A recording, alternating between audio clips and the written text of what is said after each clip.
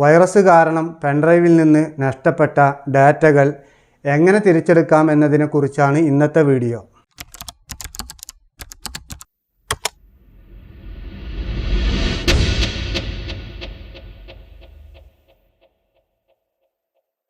എല്ലാവർക്കും പുതിയ വീഡിയോയിലേക്ക് സ്വാഗതം.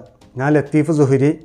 ഞാനിതിന് തൊട്ട് മുമ്പ് പോസ്റ്റ് ചെയ്ത വീഡിയോ കാണാത്തവരുണ്ടെങ്കിൽ അത് കണ്ടതിന് ശേഷം ഈ വീഡിയോ കാണുന്നതായിരിക്കും നല്ലത്. നിങ്ങളുടെ കമ്പ്യൂട്ടറിൽ വൈറസ് ഉണ്ടോ എന്ന് പരിശോധിക്കാം എന്ന ടൈറ്റിലായിരുന്നു ആ വീഡിയോ. അതിൻ്റെ ലിങ്ക് ഞാനിവിടെ താഴെ കൊടുക്കുന്നുണ്ട്. അവിടെ നാം വൈറസിൻ്റെ 4 ലക്ഷണങ്ങളെക്കുറിച്ച് പറഞ്ഞിരുന്നു. ഈ 4 ലക്ഷണങ്ങളിലും പെൻഡ്രൈവിലെ ഫയലുകൾ നഷ്ടപ്പെടുന്നതായാണ് നാം കണ്ടത്. ഇതെങ്ങനെ തിരിച്ചെടുക്കാമെന്നാണ് ഇന്നിവിടെ പറയുന്നത്. യഥാർത്ഥത്തിൽ ഈ പെൻഡ്രൈവിലെ ഫയലുകൾ ഡിലീറ്റ് ആയി പോവുകയോ ഫോർമാറ്റ് ആവുകയോ ചെയ്തിട്ടില്ല, മറിച്ച് ഹൈഡായി കിടക്കുകയാണ്. എന്നാൽ മറ്റാരും കാണാൻ പാടില്ലാത്ത നമ്മുടെ സീക്രട്ട് ഫയലുകൾ നാം ഹൈഡ് ചെയ്ത് വെക്കാറുണ്ടല്ലോ, അവ നമുക്ക് ആവശ്യമുള്ളപ്പോൾ കാണാറുമുണ്ട്. ഇതുപോലെ ഈ പെൻഡ്രൈവിലെ ഫയലുകൾ കാണാൻ ശ്രമിച്ചാൽ നടക്കുകയുമില്ല. മറ്റൊരു കാര്യം, സീക്രട്ട് ഫയലുകൾ ഹൈഡ് ചെയ്യുക എന്നുള്ളത് ഒരു മഹാമണ്ടത്തരമാണ്. കാരണം ആര് എങ്ങനെ ഹൈഡ് ചെയ്ത് കഴിഞ്ഞാലും നമുക്കത് കാണാൻ കഴിയും. അത് എങ്ങനെയാണെന്നൊക്കെ ഞാൻ അടുത്ത വീഡിയോയിൽ പറയുന്നുണ്ട്. ഇനി ഇവിടെ ഈ പെൻഡ്രൈവിലെ ഫയലുകൾ എങ്ങനെയാണ് ഓപ്പൺ ചെയ്യുക എന്ന് നോക്കാം. ഇവിടെ 16 GB സൈസുള്ള ഫയലുകളാണ് പെൻഡ്രൈവിലുള്ളത്. ഈ പെൻഡ്രൈവ് വൈറസ് ഉള്ള കമ്പ്യൂട്ടറിൽ കണക്ട് ചെയ്യുമ്പോൾ ദിസ് ഫോൾഡർ ഈസ് എംപ്റ്റി, ഈ ഫോൾഡർ കാലിയാണെന്നാണ് എഴുതി കാണിക്കുന്നത്. അഥവാ 16 GB സൈസുള്ള ഫയലുകളൊന്നും ഇവിടെ കാണുന്നില്ല.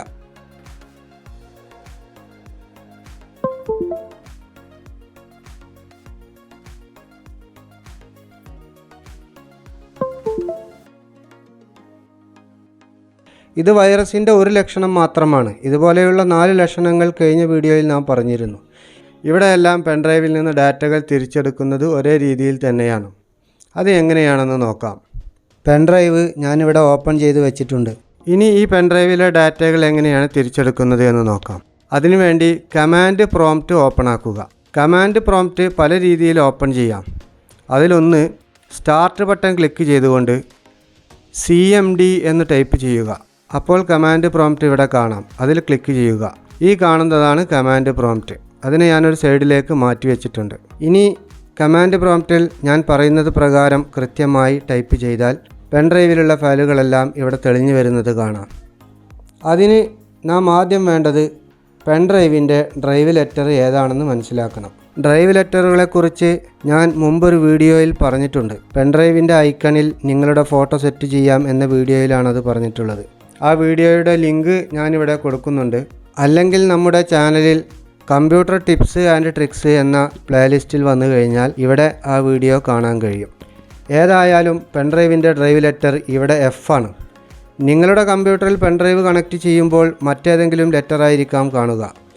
ഈ കമ്പ്യൂട്ടറിൽ തന്നെ ഈ പെൻഡ്രൈവ് മറ്റൊരു സമയത്ത് ഞാൻ കണക്ട് ചെയ്യുകയാണെങ്കിലും ഡ്രൈവ് ലെറ്റർ മാറി വരാം. ചുരുക്കി പറഞ്ഞാൽ ഇവിടുത്തെ ഡ്രൈവ് ലെറ്റർ F ആണെന്ന് ഞാൻ മനസ്സിലാക്കി. ഇനി കമാൻഡ് പ്രോംപ്റ്റിൽ F: എന്ന് ടൈപ്പ് ചെയ്തുകൊണ്ട് എൻ്റർ അമർത്തുക.